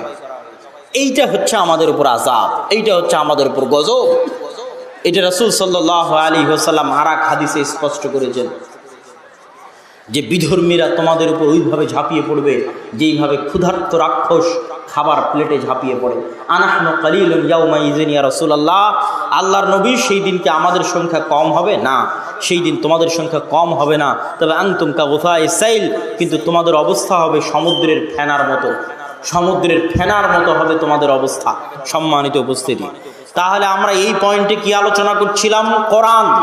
কোরআন আমাদের জাতিগত বিপদ, জাতিগত গজব, জাতিগত আযাবের কারণ হয়ে দাঁড়াতে পারে যদি আমরা আমাদের বাড়িতে, ঘরে, আমাদের জীবনে কোরআনকে একটি পরিত্যক্ত কিতাব বানিয়ে দিই, কিতাবে মাহজুরা, পরিত্যক্ত কিতাব বানিয়ে দিই। কোরআনকে কাজে লাগাতে হবে, কোরআনকে পড়তে হবে, বুঝতে হবে। এই জন্যই কোরআন পাঠানো হয়েছে, না হলে কোরআন ছাড়বে না। কোরআন যেমন জাতিগতভাবে আমাদের ছাড়বে না, তেমনি ব্যক্তিগতভাবেও কোরআন আমাদেরকে ছাড়বে না। ব্যক্তিগতভাবে কিভাবে কোরআন আমাদের ছাড়বে না? রাসূলুল্লাহ সাল্লাল্লাহু আলাইহি ওয়াসাল্লাম বলেন, আল কোরআন হুজ্জাতুন লাকুম ওয়া আলাইকুম, কোরআন তোমাদের উপরে দলিল অথবা তোমাদের বিপক্ষে দলিল। কোরআন তোমাদের পক্ষে দলিল অথবা কোরআন তোমাদের বিপক্ষে দলিল। কিয়ামতের মাঠে মানুষের পক্ষে এবং বিপক্ষে আল্লাহ সাক্ষী উপস্থাপন করবেন। সাক্ষী উপস্থাপনের ধরন থাকবে ভিন্ন ভিন্ন, ভিন্ন ভিন্ন স্টাইলে সাক্ষী পেশ হবে। মানুষের হাত, মানুষের পা সাক্ষী হবে, মানুষের জমিন, এই মাটি সাক্ষী হবে। মানুষ বুঝতে চায় না, বিশ্বাস করতে চায় না হাত কেমনে কিয়ামতের মাঠে কথা বলবে। মানুষ বুঝতে চায় না, বিশ্বাস করতে চায় না যে এই মাটি কেমনে কিয়ামতের মাঠে কথা বলবে। অথচ এটা কঠিন কিছু নয়। কঠিন কিছু যে নয় তার প্রমাণ নেবেন। তার ছোট্ট একটা প্রমাণ দিয়ে আমরা আমাদের বক্তব্যের দিকে এগিয়ে যাই। সম্মানিত উপস্থিতি, আজকে নাখতিমু আলা আফওয়াহিহিম, তাদের মুখমণ্ডল সেলাই করে দেওয়া হবে, আর তাদের হাত এবং তাদের পা কথা বলবে। কেমনে কথা বলবে তার একটা আজকের যুগের প্রমাণ নেন। এখন যেহেতু সারা দেশের নিরাপত্তা ব্যবস্থা ভালো নয়, ধরেন কোথাও একটা গোলাগুলি হলো, গোলাগুলি হওয়ার পর অন দ্য স্পটে একটা রিভলভার বা একটা রাইফেল পাওয়া গেল। পুলিশ যারা আসবে তারা ওই এলাকাটাকে ক্রাইম স্পট হিসেবে চিহ্নিত করে হাতে গ্লাভস পরে ওই রাইফেল এবং রিভলভারগুলো উঠাবে। হাতে গ্লাভস পরে কেন উঠাবে? তারা ওইটা ফরেন্সিক রিপোর্টে দিবে যে এই রিভলভার বা এই রাইফেলটা ফরেন্সিক রিপোর্ট করে দেখো, সেটা কম্পিউটারে ওই ডাটা ইনপুট করে দেখো যে সারা বাংলাদেশে যত মানুষ মোবাইল কেনার সময় ফিঙ্গার দিয়েছে, সারা বাংলাদেশে যত মানুষ পাসপোর্ট করার সময় ফিঙ্গার দিয়েছে, জাতীয় পরিচয়পত্র করার সময় ফিঙ্গার দিয়েছে, এদের কারো ফিঙ্গারের সাথে এই রিভলভারে পাওয়া ফরেন্সিক রিপোর্ট মিলে কি মিলে না? কম্পিউটারে ডাটা ইনপুট করা মাত্র চলে যাবে, ম্যাচিং করবে যে হ্যাঁ অমুক ব্যক্তি যে এই মোবাইল এই নামে রেজিস্ট্রেশন করে রেখেছে তার আঙ্গুলের ছাপ এই রিভলভারে পাওয়া যাচ্ছে। এখন আপনার কাছে আমার প্রশ্ন, আমি এই মাইকটাতে হাত দিলাম, আর কি দেখা যায় যে আমি এখানে হাত দিয়েছিলাম? কোনো আলামত চিহ্ন আছে যে আমি এখানে হাত দিয়েছিলাম? কিন্তু এটাকে এখন ফরেন্সিক রিপোর্টে পাঠালে বিজ্ঞান বলতে পারবে যে আমি আব্দুল্লাহ এখানে হাত দিয়েছিলাম। তাহলে যেই বিজ্ঞান আজ এই পর্যায়ে পৌঁছে গেছে, কাল কিয়ামতের মাঠে আমরা যেখানে যেখানে হাত দিয়েছি তা যে এখানেই সেভ করা নাই, এর কোনো প্রমাণ আছে ভাই? ছোট্ট চিপের মধ্যে যদি হাজার হাজার ডাটা সেভ করা থাকে, তা আমার এই চামড়ার সংস্পর্শে আসা মাত্রই ফরেন্সিক রিপোর্টে ধরে ফেলছে আমি হাত দিয়েছিলাম, তো ওটা উল্টিয়ে দেন যে ওটা আমার এই আঙ্গুলের এটার মধ্যে সেভ হয়ে আছে। আমি দুনিয়াতে যেখানে যেখানে হাত দিয়েছি প্রত্যেকটা টাচ এই আঙ্গুলের স্ক্রিনে সেভ করে রেখেছেন আল্লাহ সুবহানাহু ওয়া তাআলা। কিয়ামতের মাঠে যখন আদেশ দেওয়া হবে সেই দিনে কথা বলতে থাকবে। অবাস্তব না বাস্তব? আজকের বিজ্ঞান প্রমাণ করছে বাস্তব। ঠিক এই মাটি যে কথা বলবে তা অবাস্তব নয়, এই মাটি কথা বলবে তা বাস্তব। তার সবচেয়ে বড় প্রমাণ হচ্ছে আপনি মাটিকে যতই নির্জীব মনে করেন, হাজার হাজার বছর থেকে, লক্ষ লক্ষ বছর থেকে এই মাটিতে আমরা ধান আবাদ করছি, এই মাটিতে আমরা গাছপালা আবাদ করছি। এই মাটির শক্তিতেই, মাটির ক্ষমতাতেই, আল্লাহর আদেশে, আল্লাহর অনুমতিতে বিঘাকে বিঘা, টনকে টন ধান, গম, চাল, আলু উৎপাদন হচ্ছে। যেই মাটি এত বড় বড় গাছ জন্ম দিতে পারে, যেই মাটি বিঘাকে বিঘা, টনকে টন ধান জন্ম দিতে পারে, টনকে টন আলু জন্ম দিতে পারে, ভাই সেই মাটি কথা বলতে পারবে না? পারবে না? পারবে না? যদি মাটির কোনো শক্তি না থাকতো তাহলে মাটি আপনাকে খাবার দিতে পারতো না, আপনার লাগানো বীজটা উৎপন্ন করতে পারতো না, উদ্ভিদ জন্ম দিতে পারতো না। যেই মাটির মধ্যে আজ এতটুকু শক্তি আল্লাহ দিয়ে দিয়েছে যে ওই মাটিতে বীজ লাগালে গাছ হয়, ওই মাটি থেকে উৎপন্ন ফল ফলাদি ফসল খেয়ে লক্ষ লক্ষ কোটি কোটি মানুষ হাজার হাজার বছর ধরে বেঁচে আছে, হাজার হাজার বছর ধরে পৃথিবীতে বসবাস করছে। আমরা বসবাস করছি, আমরা দুনিয়া থেকে চলে যাব, মাটি ওই রকমই আছে, মাটি এভাবে ধান, গম, চাল উৎপাদন করতেই আছে। সেই মাটি যদি কাল কিয়ামতের মাঠে আদেশ পাই, ইয়াউমাইযিন তুহাদ্দিসু আখবারাহা বিআন্না রাব্বাকা আওহা লাহা, আজ এই মাটি তার ভিতরে থাকা সকল সেভ করে রাখা সকল দৃশ্য আল্লাহর দরবারে বলতে থাকবে, কেননা আজ তার প্রতিপালক তাকে আদেশ দিয়েছে বলার জন্য। অতএব এই মাটি যে কিয়ামতের মাঠে সাক্ষী হবে আমরা যা করছি, তা মাটি যে ভয়ঙ্কর যন্ত্র, পৃথিবীর সবচেয়ে ভয়ঙ্কর যন্ত্রগুলোর একটা ভয়ঙ্কর যন্ত্র হচ্ছে এই মাটি। যে মাটি গাছপালা ফল ফলাদি উৎপন্ন করছে, এই ভয়ঙ্কর যন্ত্র আমাদের সব কাজ এইভাবে সেভ করে রাখতেছে, ভিডিও আকারে হোক যেভাবে হোক সেভ করে রাখতেছে। কিয়ামতের মাঠে সে কথা বলবে। সম্মানিত উপস্থিতি, ঠিক তেমনি আর একটা সাক্ষী হচ্ছে কোরআন, আমাদের আলোচ্য বিষয়বস্তুর সাথে সম্পৃক্ত। যে ঠিক তেমনি আরেকটি সাক্ষী হচ্ছে কোরআন। রাসূলুল্লাহ সাল্লাল্লাহু আলাইহি ওয়াসাল্লাম বলেন, আল কোরআন হুজ্জাতুন লাকুম আও আলাইকুম। কোরআন হচ্ছে দলিল, কোরআন হচ্ছে সাক্ষী, হয় তোমাদের পক্ষে না হয় তোমাদের বিপক্ষে, হয় তোমাদের পক্ষে না হয় তোমাদের বিপক্ষে। কোরআন এরকম নয় যে আপনি মাগরিবের পরের 2 রাকাত সুন্নাত আদায় করলে নেকি, না করলে গুনাহ নাই, এরকম নয়। কোরআন এমন নয় যে জোহরের আগের 4 রাকাত সুন্নাত পড়লে নেকি, না পড়লে গুনাহ নাই। কোরআন এমন নয় যে পড়লে 10 নেকি প্রতি হরফে, আলিফ লাম মিম সমান 30 নেকি, আর যদি না পড়লাম তো না পড়লাম, সমস্যা কি? এটা হচ্ছে চরম ভ্রান্ত ভুল ধারণা যে কোরআন পড়বো নেকির আশায়, না পড়লে সমস্যা নাই। জি না, এই হাদিস প্রমাণ করছে কোরআন না পড়লে বিপদ আছে। আল্লাহর নবী বলছেন কিয়ামতের মাঠে আরেকটা সাক্ষী হবে প্রত্যেক মানুষের জন্য কোরআন। প্রত্যেক মানুষকে পেশ করা হবে, কাঠগড়াতে সাক্ষী হিসেবে কোরআন দাঁড়াবে। প্রত্যেক মানুষের উপর কোরআন কমেন্ট করার সুযোগ পাবে। যেমন প্রত্যেক মানুষের উপর তার হাত কমেন্ট করবে, তার পা মন্তব্য করবে। প্রত্যেক মানুষের উপর যেমন মাটি কথা বলবে, তেমন প্রত্যেক মানুষের উপর কোরআন কথা বলার সুযোগ পাবে। কোরআন বলবে, আল্লাহর বাড়িতে কোরআন ছিল, এর ঘরে কোরআন ছিল, এর মসজিদে কোরআন ছিল, এর কোরআন শিখারও সুযোগ ছিল। সারা জীবনে অনার্স, মাস্টার্স, বিসিএস, পিএইচডি, সরকারি চাকরি, বাড়ি গাড়ি, সন্তান সন্ততি, ব্যবসা বাণিজ্য, চাকরি বাকরি, এমন কিছু নাই যা করেনি। কৃষিকাজ থেকে শুরু করে সব কাজ করার সময় পেয়েছে, বাড়ির কাজ থেকে শুরু করে সবার কাজ করে দেওয়ার সময় পেয়েছে। খালি তোমার কিতাব শিখার সময়টা পায়নি, তোমার কিতাব পড়ার সময়টা পায়নি। আল্লাহ একে জাহান্নামে দিয়ে দেন। এ হচ্ছে ওই বান্দা যার বাড়িতে কোরআন ছিল, যার ঘরে কোরআন ছিল, যার মসজিদে কোরআন ছিল। আর যে সারা জীবনে অনার্স, মাস্টার্স, পিএইচডি থেকে শুরু করে বিসিএস, সরকারি বেসরকারি চাকরি বাকরি থেকে শুরু করে বিয়ে শাদী, বাড়ি গাড়ি থেকে শুরু করে সব কিছু করার সুযোগ পেয়েছে, কিন্তু ওর কোরআন শেখার সুযোগ হয়নি, কোরআন পড়ার সুযোগ হয়নি। এরকম নরাধমকে, এরকম হতভাগাকে আপনি জাহান্নামে দিয়ে দেন। কোরআন আপনার বিপক্ষে কথা বলবে, কোরআন ছাড়বে না, কোরআন চুপ থাকবে না। আমরা সামনের দিকে না এসে হাতের ডান দিকে, ভাইরা এই বরাবর সামনে না এসে হাতের ডানে, হাতের ডানে কোনায় এখনো জায়গা খালি আছে, আপনারা সামনে না এসে ওই বরাবর গিয়ে হাতের কোনায় ডানে যাওয়ার চেষ্টা করেন। সম্মানিত উপস্থিতি, আমরা আলোচনা করছিলাম কোরআনের উপরে। কোরআনের উপরে এখন পর্যন্ত যতগুলো পয়েন্টে আলোচনা হলো তার সারমর্ম এক, কোরআনের সবচেয়ে বড় শত্রু শয়তান।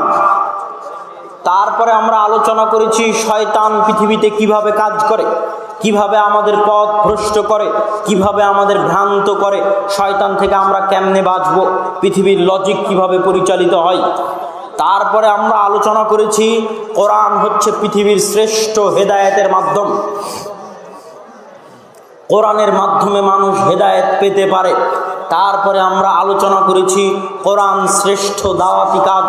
তারপরে আমরা আলোচনা করেছি জাতিগত আযাব এবং গজবের কারণ হতে পারে কোরআন। তারপরে আমরা আলোচনা করেছি ব্যক্তিগত বিপদের কারণ হতে পারে কিয়ামতের মাঠে কোরআন। কেন কোরআন আপনার বিপক্ষে সাক্ষী দিবে, অতএব কোরআন পড়লে নেকি হবে, না পড়লে সমস্যা নাই। এই চিন্তা মাথা থেকে আউট করে দিতে হবে। কোরআন আপনার বিরুদ্ধে দাঁড়িয়ে গেলে সে একটি ভয়ঙ্কর কিতাব, অতএব এই কথা মাথায় রেখেই কোরআনকে মূল্যায়ন করার চেষ্টা করতে হবে। এবার এই অংশের আলোচনার শেষ পয়েন্ট আপনাদের সামনে পেশ করি।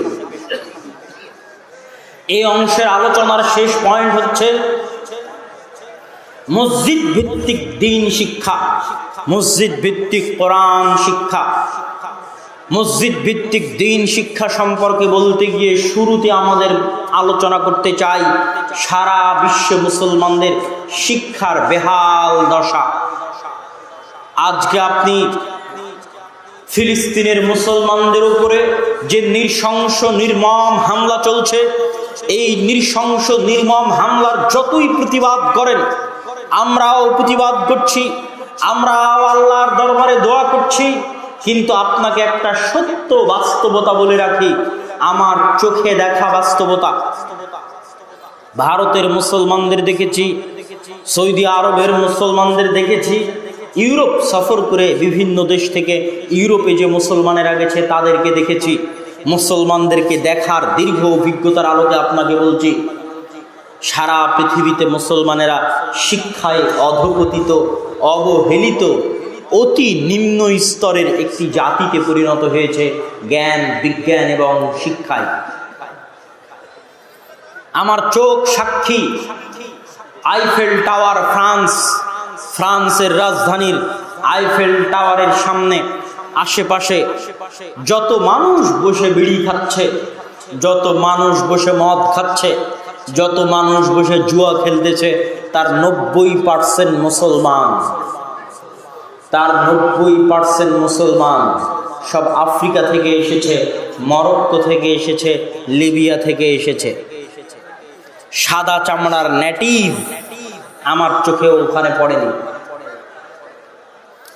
ভারতের মুসলমানদেরকে দেখেন, কিছু কিছু রাজ্য ব্যতীত এমনও রাজ্য পাবেন ভারতের মুসলমানদের, যেই রাজ্যগুলোর আদালতের কেসের মামলার যদি জরিপ করেন, তাহলে ওই রাজ্যে যত কেস হয়েছে মাদকতার নামে, যত কেস হয়েছে চুরির নামে, যত কেস হয়েছে জুয়ার নামে, যত কেস হয়েছে মদ, গাঞ্জা, ফেন্সিডিলের নামে, তার 90% কেস মুসলমানদের নাম পাবেন। কেন?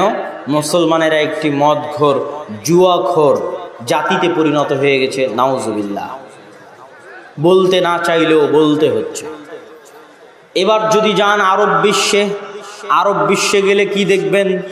আরব বিশ্বে গেলে দেখবেন অঢেল টাকা থাকার পরেও, অঢেল সম্পদ থাকার পরেও সেই টাকা, সেই সম্পদ বিনোদন আর পর্যটন, বিনোদন আর পর্যটন।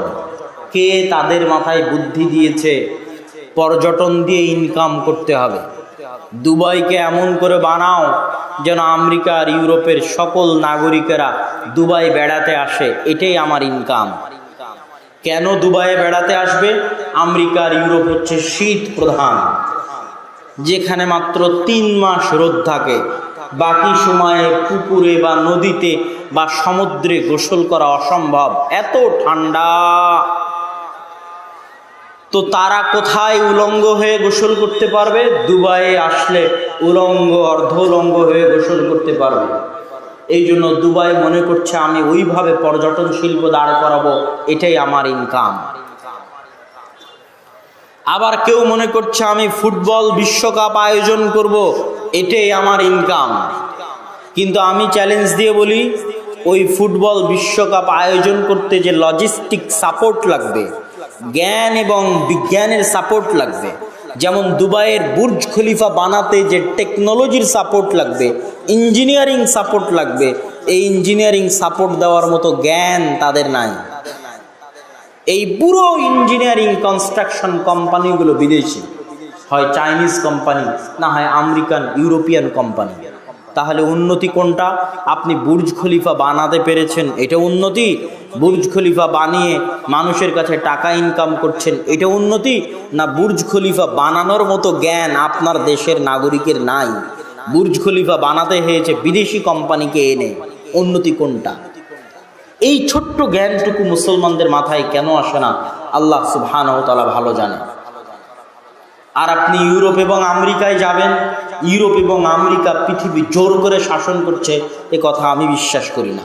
ইউরোপ এবং আমেরিকার পৃথিবী শাসন করার যোগ্যতা আছে, জ্ঞান আছে, তাই পৃথিবী শাসন করছে। আমাদের যোগ্যতা নাই, আমাদের জ্ঞান নাই, এই জন্য আমরা পৃথিবী শাসন করছি না, এ কথাই সত্য। আমি সারা বাংলাদেশ সফর করলে কখনো মনে হয় না যে একবার বইটা হাত দিয়ে দেখি, একবার বইটা পড়ে দেখি। আর ইউরোপে যতদিন সফরে বের হয়েছে, ট্রেনে উঠেছি অথবা বাসে উঠেছি, এমন কোনো দিন যায়নি আল্লাহর কসম, বিমান হোক, ট্রেন হোক, বাস হোক, যেখানে উঠলে আর 10টা ইউরোপিয়ান সাদা চামড়াকে না দেখেছি যে তারা বই পড়ছে। তাদের হাতে বই আছে, তারা বই পড়ছে। ট্রেনে থাকা অবস্থাতেও বই পড়ছে, বাসে থাকা অবস্থাতেও বই পড়ছে, বিমানেও বই নিয়ে উঠেছে, পার্কে যখন বসে আড্ডা দিচ্ছে তখনও বই আছে। তাহলে এই বই পড়ে ওরা পৃথিবী শাসন করছে। এবার ওই ইউরোপে দেখেন, ওই ইউরোপে বাংলাদেশ থেকে মুসলমানেরা গেছে, Pakistan, Afghanistan, African country, Yemen, Syria থেকে, লিবিয়া থেকে মুসলমানেরা গেছে, মরক্কো থেকে মুসলমানেরা গেছে, ইন্দোনেশিয়া, মালয়েশিয়া থেকে মুসলমানেরা গেছে। আপনি জরিপ করেন যে ইংল্যান্ড, আমেরিকা সহ ইউরোপের দেশগুলোতে যত মুসলমানেরা আছে তাদের কত পার্সেন্ট বিশ্ববিদ্যালয়ের টিচার, তাদের কত পার্সেন্ট মেডিকেলের প্রফেসর। ওই জরিপ বাদ দেন, আপনি এখানে জরিপ করেন বাংলাদেশের যতগুলো IELTS সেন্টার আছে যেখানে বিদেশে যাওয়ার জন্য IELTS পরীক্ষা দেয়, এখানে জরিপ করেন। ভিসা যে অফিসগুলো আছে ইউরোপ এবং আমেরিকার, সেখানে জরিপ করেন। যারা ইউরোপ আমেরিকায় পড়ার জন্য যাচ্ছে এদেরকে জিজ্ঞেস করেন ওদের কতজন পড়াশোনা শেষ করে বিশ্ববিদ্যালয়ের টিচার হওয়ার জন্য যাচ্ছে, ওদের কতজন পড়াশোনা শেষ করে মেডিকেলের প্রফেসর হওয়ার জন্য যাচ্ছে। নাই তা নয়, আছে, কিন্তু 90% যাচ্ছে ওই দেশের রেস্টুরেন্টে গিয়ে ওয়েটার হবে, 90% যাচ্ছে ওই দেশে গিয়ে ট্যাক্সি ড্রাইভার হবে, 90% যাচ্ছে ওই দেশে গিয়ে কেয়ার হোমের জব করবে। কেয়ার হোমের জব মানে বাড়ির কাজের লোক, এটা হলো কেয়ার হোমের জব। যেহেতু আমি দেখে এসেছি, বাস্তব অভিজ্ঞতা বলছি। তো সারা পৃথিবী থেকে যত মুসলমান গেছে ইউরোপ আমেরিকায়, জরিপ করেন যে তাদের সামাজিক অবস্থান কি, ওই সমস্ত দেশে তাদের সামাজিক স্ট্যাটাস কি। তাদের বেশিরভাগের সামাজিক স্ট্যাটাস দোকানদার তথা সুপার শপের মালিক, দোকানের মালিক। বেশিরভাগের সামাজিক স্ট্যাটাস ড্রাইভার, ট্যাক্সি ড্রাইভার। বেশিরভাগের সামাজিক স্ট্যাটাস হচ্ছে রেস্টুরেন্টের ওয়েটার। বেশিরভাগের সামাজিক স্ট্যাটাস হচ্ছে কেয়ার হোমের জব করে তথা বাড়ি কাজের লোক। আরব মধ্যপ্রাচ্যের কথা তো বাদই দিলাম। তথা যখন দেশে তখনও গোলাম, যখন বিদেশে তখনও গোলাম। এই গোলামির জিঞ্জির চলতে থাকবে। এই গোলামির জিঞ্জির চলতে আছে শিক্ষা না থাকার কারণে, জ্ঞান বিজ্ঞানে পিছিয়ে থাকার কারণে। আপনি যদি এই সারা পৃথিবীর মুসলমানদের অবস্থা ক্যামেরা দিয়ে দেখতে চান, জুম লেন্স ক্যামেরা দিয়ে দেখতে চান, যে আমি এখানে বসে থেকে দূরবীন দিয়ে দেখব যে সারা বিশ্বের মুসলমানদের অবস্থা কি, তাহলে ভূমধ্য সাগর, ভূমধ্য সাগর, এক পাশে লিবিয়া, এক পাশে মরক্কো, এক পাশে হচ্ছে আপনার আজকের ফিলিস্তিন, তারপরে আজকের ইসরায়েল, আর আরেক পাশে, এগুলো সব হচ্ছে এক পাশে, আর আরেক পাশে হচ্ছে ইতালি, স্পেন, ফ্রান্স, মধ্যেখানে হচ্ছে ভূমধ্য সাগর। এই ভূমধ্য সাগরে প্রতিদিন লিবিয়ার সমুদ্র বন্দর থেকে, লিবিয়ার বিভিন্ন বন্দর থেকে নৌকা ছাড়ে, যে নৌকাগুলো বাতাস দিয়ে ফুলানো নৌকা, খেলনা নৌকা, বাতাস দিয়ে ফুলানো, কাঠের ডিঙ্গি নৌকাও নয়, যে ডিঙ্গি নৌকায় রোহিঙ্গারা আসে এই ডিঙ্গি নৌকাও নয়, বাতাস দিয়ে ফুলানো নৌকা। এই বাতাস দিয়ে ফুলানো নৌকাতে অন্তত 300 থেকে 400 মানুষ বসে আছে, যার সবই মুসলমান, সবই মুসলমান। সারা পৃথিবীর বিভিন্ন দেশ থেকে এই মুসলমানেরা ওখানে গিয়ে জমা হয়েছে। এই নৌকা যখন রাত 12টা-1টার সময় ছাড়বে, তখন এই নৌকার ভাগ্যে দুটো জিনিস লেখা আছে, হয় সমুদ্রে ডুবে মরে যাবি, আর না হলে ইউরোপের কোনো দেশ যদি ভিক্ষা দেয় শরণার্থী হিসেবে, থাকার যদি জায়গা দেয়, ওদের পুলিশ ওদের শরণার্থী আশ্রয় কেন্দ্রের যারা আছে তাদের এসে, যেমন আমরা রোহিঙ্গাদের আশ্রয় দিয়েছি, ওইরকম ওরা যদি আশ্রয় দেয় তাহলে ওদের শরণার্থী শিবিরে যাব। তারপরে আস্তে আস্তে একদিন অবৈধ থেকে বৈধ, বৈধ থেকে আস্তে আস্তে কাগজবাদী, তারপরে একদিন NID পাসপোর্ট, এইভাবে একটা সময় প্রতিষ্ঠিত হয়ে যাব। ওটা হচ্ছে জান্নাত, আর আমরা আছি জাহান্নামে। এই যে এই নৌকায় থাকা মুসলমানেরা হচ্ছে সারা বিশ্বের মুসলমানদের চিত্র। এই নৌকায় প্রত্যেক দিন এরকম শত নৌকা, যত যুবক এখানে বসে আছে সবাই ইউটিউবে গিয়ে সার্চ দিতে পারো, এটা সম্পর্কে জানার জন্য, তথ্য নেওয়ার জন্য তোমরা সার্চ দিতে পারো, যাতে তোমাদের অনুভূতি কাজ করে, যাতে তোমাদের চিন্তা শক্তি কাজ করে। সম্মানিত উপস্থিতি, তা আমি বলছিলাম সারা পৃথিবীতে মুসলমানদের শিক্ষার অবস্থা ভয়ঙ্করভাবে অবনতিতে। এবার আসে আমার নিজের দেশ, প্রিয় মাতৃভূমি বাংলাদেশ। বাংলাদেশ পাকিস্তানের মতো থার্ড ওয়ার্ল্ড কান্ট্রির যারা দেশ আছে এরকম থার্ড ওয়ার্ল্ড কান্ট্রির দেশগুলোতে তারা মনে করে উন্নতি মানে রাস্তাঘাট, তারা মনে করে উন্নতি মানে ব্রিজ, তারা মনে করে উন্নতি মানে কালভার্ট, তারা মনে করে উন্নতি মানে ফ্লাইওভার। এগুলো উন্নয়নের পার্ট, কিন্তু প্রকৃত উন্নয়ন হচ্ছে শিক্ষা, প্রকৃত উন্নয়ন হচ্ছে জ্ঞান, প্রকৃত উন্নয়ন হচ্ছে গবেষণা। জ্ঞান, গবেষণা এবং শিক্ষার জন্য বড় কোনো মেগা প্রজেক্ট, বড় কোনো মেগা বাজেট এই সমস্ত দেশে আপনি পাবেন না। কেন পাবেন না? আমরা যারা আজকে এখানে সামনে বসে আছি, আমরা যদি জাহেলও থাকি, মূর্খও থাকি, তবুও সরকারের কোনো সমস্যা নাই। কেন সমস্যা নাই ভাই? সরকারে যেই আসুক, যেই থাকুক, আমার উদ্দেশ্য ওটা নয়। আমার উদ্দেশ্য হচ্ছে এই দেশের মানুষ যদি মূর্খ থাকে, জাহেল থাকে, তো সরকারের কোনো সমস্যা নাই। কেন? সরকারের যদি দুইটা মদখোর জুয়াখোর গুন্ডা থাকে, তাহলে ওই মদখোর জুয়াখোর গুন্ডা দিয়েই ক্ষমতা থাকবে। তাহলে আপনাকে শিক্ষিত করে লাভ কি? আপনি শিক্ষিত হলে তো আর গোলামি করবেন না। সম্মানিত উপস্থিতি,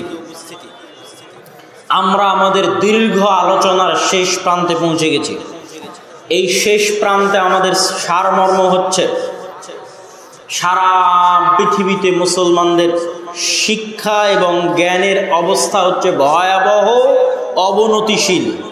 আরব বিশ্ব থেকে শুরু করে, ইউরোপে যাওয়া মুসলমানেরা থেকে শুরু করে, ভারতের মুসলমানেরা থেকে শুরু করে, বাংলাদেশের মুসলমান পর্যন্ত আপনাদেরকে উদাহরণ দেওয়া শেষ, আপনাদেরকে উদাহরণ দিয়ে বুঝিয়ে দেওয়া শেষ। এবার আরও শেষ প্রান্তে চলে আসি, এবার আমাদের বাড়ির মসজিদে চলে আসি, আমাদের গ্রামের মসজিদে চলে আসি, যে আমাদের দেশে, আমাদের সমাজে শিক্ষার ব্যবস্থা কতটা অধঃপতনে চলে গেছে, কতটা নিম্ন স্তরে চলে গেছে, যা আমাদের মসজিদের কমিটির কাছে এসি লাগানোর টাকা আছে, টাইলস লাগানোর টাকা আছে, মসজিদে এসি এবং টাইলস আছেও, মসজিদের ফান্ডের টাকাও আছে, মসজিদ প্রতি বছর মসজিদের উন্নয়নে জালসাও করছে, তবুও মসজিদে কোরআন শিক্ষার মক্তবের ব্যবস্থা নাই। এরকম কত মসজিদ নেবেন? আমি মাঠ থেকে বলতেছি, 126টা মসজিদ সফরের দীর্ঘ অভিজ্ঞতা থেকে, 250টা মসজিদে মক্তব উদ্বোধনের অভিজ্ঞতা থেকে বলছি, এরকম বহু মসজিদ আমার চোখে পড়েছে, যেই মসজিদে এসি আছে, টাইলস আছে, মসজিদের কমিটির টাকাও আছে, কিন্তু মসজিদে কোরআন শিক্ষার ব্যবস্থা করা নাই। এই জন্য আমি বক্তব্য দিতে তখন শক্তভাবে ওই মসজিদগুলোতে বলে এসেছি, যে আজকে আপনাদের সামনেও বলতে চাচ্ছি, যে আপনারা যারা আজকে এখানে উপস্থিত আছেন, যে যেখান থেকে এসেছেন, যে অঞ্চল থেকে এসেছেন, আপনাদেরকেও বলতে চাচ্ছি, আপনার মসজিদের কমিটিকে আপনি এই মেসেজটা পৌঁছে দিবেন, এই বার্তাটা পৌঁছে দিবেন, যে মসজিদের বড় দায়িত্বগুলোর দ্বিতীয় বড় দায়িত্ব সালাত হচ্ছে প্রথম বড় দায়িত্ব, সালাতের পরে দ্বিতীয় বড় দায়িত্ব হচ্ছে কোরআন বা দ্বীন শিক্ষার ব্যবস্থা করা। মসজিদ কমিটি যদি সালাতের পরে মসজিদে দ্বীন শিক্ষার ব্যবস্থা শক্তিশালী না করতে পারে, তাহলে ওই মসজিদ কমিটি মসজিদ পরিচালনায় অযোগ্য। ওই মসজিদ কমিটিকে মসজিদের দায়িত্ব থেকে ইস্তফা দিতে হবে, অন্যথায় মসজিদে কোরআন এবং দ্বীন শিক্ষার ব্যবস্থা শক্তিশালী করতে হবে। সম্মানিত উপস্থিতি, আপনাদের সামনে আরো একটি উদাত্ত আহ্বান জানিয়ে বলতে চাই, যে বাংলাদেশের এরকম একটি মুসলিম প্রধান দেশের 90% অধিক ছেলে মেয়ে স্কুলে যায়, তারা মাদ্রাসায় আসে না। এই জন্য মাদ্রাসা প্রতিষ্ঠা করা সমাধান নয়। দিন, জাতিকে দিন শিখানো, মাদ্রাসা প্রতিষ্ঠা করা তার সমাধান নয়। আমরা যত বেশি মাদ্রাসা বানাই না কেন, অবশ্যই জাতির উপকার হবে, আলেম তৈরি হবে, দায়ী তৈরি হবে, কিন্তু এই পার্সেন্টেজ আমি কমাতে পারবো না যে মাদ্রাসায় আসা শিক্ষার্থীর সংখ্যা হচ্ছে 2%, 2.5%, আর স্কুলে যাওয়া শিক্ষার্থীর সংখ্যা হচ্ছে 90%। এটা ওই দিন কমবে যেই দিন সরকারিভাবে দিন শিক্ষাকে একীভূত করে সিলেবাস তৈরি করা হবে। স্কুল কলেজ মাদ্রাসা মিলিয়ে দিন শিক্ষাকে একীভূত করে সিলেবাস তৈরি করা হবে। সেই দিন এই পার্সেন্টেজ কমতে পারে। যতদিন এই রকম কোনো সিলেবাস তৈরি না হচ্ছে, সিলেবাসের অবস্থা তো আরও অধপতন, আরও ভয়াবহ। আমাদের জাতীয় সিলেবাসের অবস্থা, স্কুলের সিলেবাসের অবস্থা আরও অধপতন, আরও ভয়াবহ। সেখানে দিনের শিক্ষা, কোরআনের শিক্ষার আশা করা তো বহু দূরের কথা। সেখানে 90% ছেলে মেয়ে এই সমস্ত স্কুলে যায়, এই সমস্ত ছেলে মেয়েরা মাদ্রাসায় যায় না। এই সমস্ত ছেলে মেয়েদের কাছে যদি আমরা দিন পৌঁছাতে চাই, তাহলে আজকের এই একদিনের বক্তব্য দিয়ে সম্ভব নয়। এই 1 ঘন্টার বক্তব্য, বছরে একদিন আপনার কাছে আসলাম, এসে 1 ঘন্টার বক্তব্য দিয়ে আপনাকে আমি কি দিন শিখাবো, জাতিকে আমি কি দিন শিখাবো? বিশাল বিশাল জামিয়া সালাফিয়া প্রতিষ্ঠা করার মাধ্যমে জাতিকে আলেম উপহার দিতে পারি, কিন্তু শতভাগ মুসলমানের সন্তানকে দিন শিখানোর সক্ষমতা তখনই অর্জন করতে পারবো যখন প্রত্যেকটি গ্রামে, প্রত্যেকটি মসজিদে দিন শিক্ষার ব্যবস্থা জোরদার হবে, শক্তিশালী হবে। তখনই রুট লেভেলে, তৃণমূল পর্যায়ে, বাড়িতে বাড়িতে, গ্রামে গ্রামে দিনের মৌলিক বেসিক প্রাথমিক জ্ঞানটা অন্তত প্রত্যেক মুসলমানের সন্তানের কাছে আমরা পৌঁছে দিতে পারবো। বলেন ইনশাআল্লাহ। সেই চিন্তা ভাবনা থেকেই, সেই উদ্যোগ থেকেই, ভারত সৌদি থেকে শুরু করে ইউরোপের মুসলমানদের অবস্থা দেখেই, তাদের করুণ পরিণতি দেখেই আমরা দাওয়া ইলাল্লাহ নামে মসজিদ ভিত্তিক দিন শিক্ষা কার্যক্রম শুরু করেছি। সারা দেশব্যাপী আমরা এই কার্যক্রম পরিচালনা করছি। আজকে যে অনুষ্ঠানটি আয়োজন হয়েছে সেটিও দাওয়া ইলাল্লাহর অধীনে এই অনুষ্ঠানটি আয়োজন হয়েছে। এই অনুষ্ঠানের মাধ্যমে অত্র অঞ্চলে আমরা মসজিদ ভিত্তিক মক্তব শিক্ষাকে দুর্বারভাবে, শক্তিশালীভাবে এগিয়ে নিয়ে যেতে চাই। আপনারা যারা যেখান থেকে এসেছেন, যারা আজকের প্রোগ্রামের আয়োজক কমিটি আছেন, তারা সহ, যেহেতু এই এলাকা, এই অঞ্চল আমার সফর দেওয়া হয়নি, সফর দিলে আরও বিস্তারিত কথা হবে, কিন্তু তারপর উদাত্ত আহ্বান জানিয়ে গেলাম, যে যেখান থেকে এসেছেন জামিয়া সালাফিয়ার সাথে যোগাযোগ করবেন। জামিয়া সালাফিয়ার সাথে যোগাযোগ করে আমাদের মসজিদে মক্তব পরিচালনার জন্য আমাদের বিশেষ আলাদা সিলেবাস আছে। সেই বিশেষ আলাদা সিলেবাসের উপর মক্তবের শিক্ষককে ট্রেনিং দেওয়ার ব্যবস্থা আছে।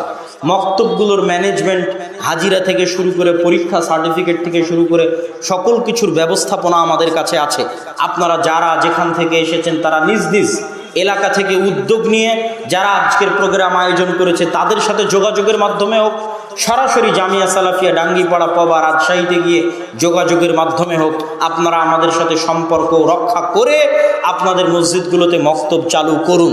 আপনাদের মসজিদগুলোতে আমাদের সিলেবাসগুলো নিন। আমাদের ট্রেনিং, সেই ট্রেনিংয়ের মাধ্যমে আপনার মক্তব থেকে শিক্ষক পাঠিয়ে ট্রেনিং নিয়ে আপনাদের মসজিদগুলোকে এক একটা দিন শিক্ষার দুর্গ হিসেবে গড়ে তুলুন। আপনারা যারা এখানে প্রত্যেকে উপস্থিত হয়েছেন, প্রত্যেকের মাথায় এই কাজ, এই দায়িত্ব আমি দিতে চাই এবং তার সাথে আরেকটি ওয়াদাও করতে চাই। এই কাজ এবং দায়িত্ব দিয়ে আমি হারিয়ে যাব এমনটা নয়। জাতির সাথে আমার ওয়াদা করা আছে, খোলা মাঠে আমার ওয়াদা করা আছে, 126টা মসজিদে গিয়ে আমার ওয়াদা করা আছে। বাংলাদেশের যে কোনো প্রান্তে মসজিদ ভিত্তিক দিন শিক্ষা বাস্তবায়নের লক্ষ্যে আমি আব্দুল্লাহ বিন আব্দুর রাজ্জাকের যদি সেখানে যাওয়ার দরকার হয়, তাহলে আমি আমার নিজের খরচে ফি সাবিলিল্লাহ আপনার ওই মসজিদে গিয়ে আপনার এই মসজিদ ভিত্তিক দিন শিক্ষা কার্যক্রমকে সামনের দিকে এগিয়ে নিয়ে যেতে সহযোগিতা করব ইনশাআল্লাহ। এই মর্মে আমি জাতির সাথে ওয়াদাবদ্ধ এবং আমার সফর অব্যাহত আছে। এই অব্যাহত সফরের ভিত্তিতে আপনারা যদি যোগাযোগ করেন, আপনাদের কাছেও, আপনাদের সামনেও আসা যাবে ইনশাআল্লাহ। যারা আমাদের অনলাইন দেখেন, তারা অনলাইনে আমাদের মসজিদের মক্তবের যে গুগল লিংক দেওয়া আছে, সেই গুগল লিংক দিয়ে আপনারা যাবতীয় তথ্য দিলে আমরা এমনিই চলে আসব। ওই তথ্য দেখে যেভাবে আমরা সব জায়গায় গেছি। আর যদি এটা আপনাদের জন্য কঠিন হয়, তাহলে সরাসরি আমাদের সাথে যোগাযোগ করবেন। আমরা আপনাদের মসজিদগুলোতে আসতে চাই, মসজিদগুলোতে মক্তব পরিচালনা করতে চাই। আর যদি আমাদের পক্ষে আসা সম্ভব না হয়, তবুও আপনারা নিজ উদ্যোগে আমাদের সিলেবাস নিয়ে, আমাদের ট্রেনিংয়ের সময় জেনে আপনার শিক্ষক পাঠিয়ে ট্রেনিংয়ের মাধ্যমে প্রত্যেকটি মসজিদকে শক্তিশালী দিন শিক্ষার দুর্গ হিসেবে গড়ে তুলুন। আপনাদের সামনে এই দাবি, এই দাওয়া রেখে আল্লাহ সুবহানাহু ওয়া তাআলার নিকটে দোয়া করতে চাই, হে আল্লাহ, আপনি আমাদের দেশব্যাপী মসজিদ ভিত্তিক দ্বীন শিক্ষা পরিচালনার এই দাওয়াতি কাজকে কবুল করুন, আল্লাহুম্মা আমিন। এই দাওয়াতি কাজের প্রতি মানুষের অন্তরকে নরম করে দিন, আল্লাহুম্মা আমিন। এই দাওয়াতি কাজের প্রতি মানুষের অন্তরে আগ্রহ তৈরি করে দিন, আল্লাহুম্মা আমিন।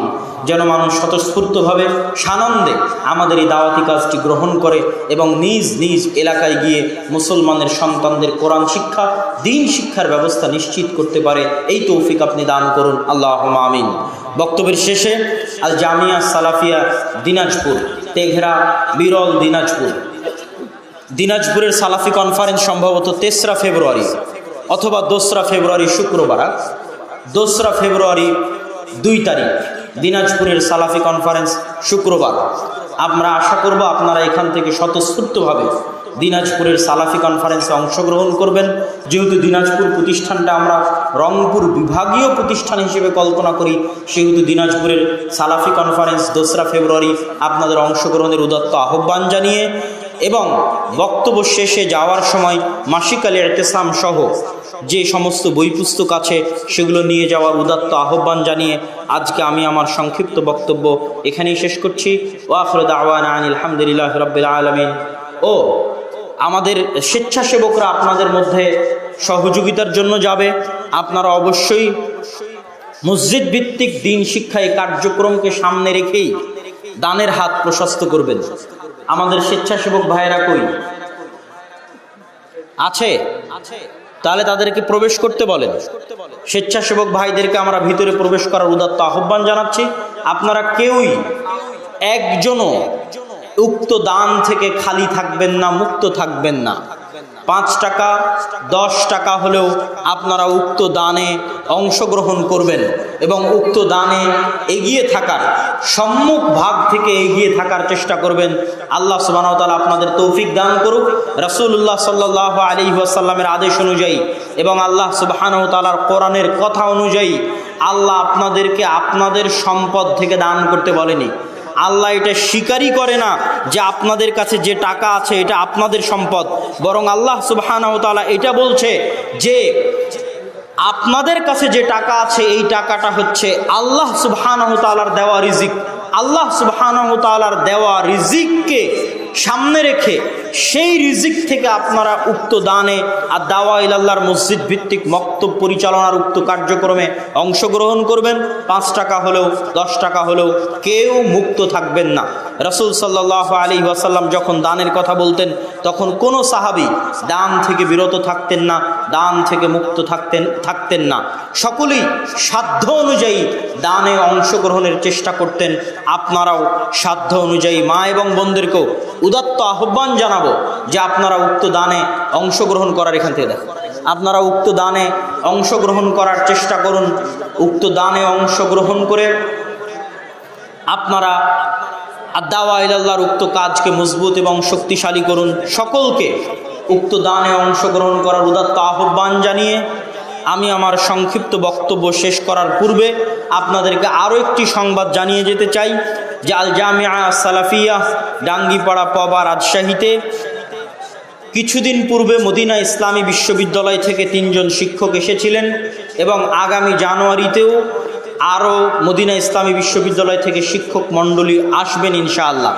পাশাপাশি জামিয়া সালাফিয়া ডাঙ্গিপাড়া পবা রাজশাহীতে ভারত সহ জামিয়া সালাফিয়া বানারস সহ বিভিন্ন দেশের শিক্ষক মণ্ডলী এবং বিভিন্ন দেশের ছাত্র মণ্ডলী উক্ত প্রতিষ্ঠানে উপস্থিত থাকেন। বাংলাদেশের একটি ব্যতিক্রমধর্মী উন্নত শিক্ষা প্রতিষ্ঠান। আপনারা আপনাদের সন্তান সন্ততিকে জামিয়া সালাফিয়া দিনাজপুর অথবা জামিয়া সালাফিয়া ডাঙ্গিপাড়া পবা রাজশাহী যেখানে সুবিধা হবে সেখানে আপনাদের সন্তানদের ভর্তি করানোর চেষ্টা করবেন। ভর্তির ডেট হচ্ছে 1 জানুয়ারি। তার পূর্বে ফর্ম সংগ্রহ করতে হবে আর 1 জানুয়ারিতে ভর্তি পরীক্ষা দিতে হবে। এই সকল বিষয়গুলো মাথায় রেখে জামিয়া সালাফিয়ার জন্য দোয়া করতো আর দাওয়া ইলাল্লাহর জন্য দোয়া করতো। আর দাওয়া ইলাল্লাহর সার্বিক কার্যক্রমে আপনাদের দানে অংশগ্রহণের উদাত্ত আহ্বান জানিয়ে আমি আমার বক্তব্য এখানেই শেষ করছি। ওয়া আখিরু দাওয়ানা আনিল হামদুলিল্লাহি রাব্বিল আলামিন। আসসালামু আলাইকুম ওয়া রাহমাতুল্লাহি ওয়া বারাকাতুহু।